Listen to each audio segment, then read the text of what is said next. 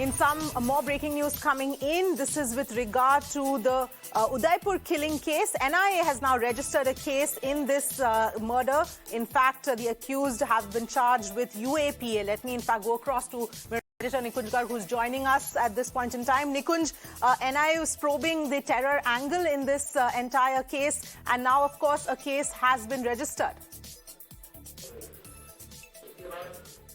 Well, yes, absolutely. That's the marked difference between the local police's first information report registered by the Udaipur police, which is the custodian of law enforcement in that particular area in which this dastardly murder took place.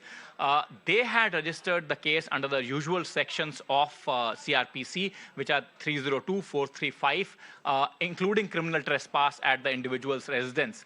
In this case, the National Investigation Agency has further bolstered the sections that have been applied, which are 14, 16, 18, and if I'm not wrong, section 20 of UAPA, dealing with the entire gamut from terror financing to the ultimate act of terror. Remember, Unlawful Activities Prevention Act is also the base act of which the National Investigation Agency is custodian of, and India as a country generally uses that as the anti-terror law. In that sense, you can now call it a committed anti-terror probe from the side of a federal agency.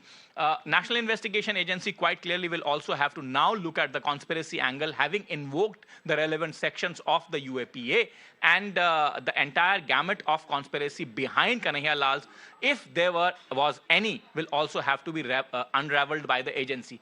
We do have to keep in mind that this is just the first information report. You will have to back this with your own investigations. While the law enforcement gives you the power of invoking FIR, invoking sections relevant to the first information report, they will necessarily have to be backed by the investigative work and proven in a court of law. So all of these sections will have to be justified in front of a court of law when the case goes for a trial stage. Absolutely, Nikunj. In fact, we're going to cut across to the Rajasthan police briefing at this point on this as well. Thank you so much, Nikunj, for joining us.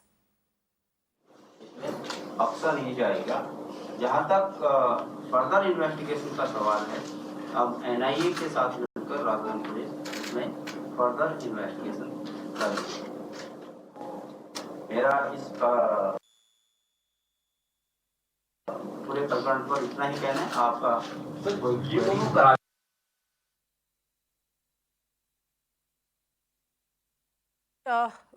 that was the Rajasthan police briefing on this case at this point in time.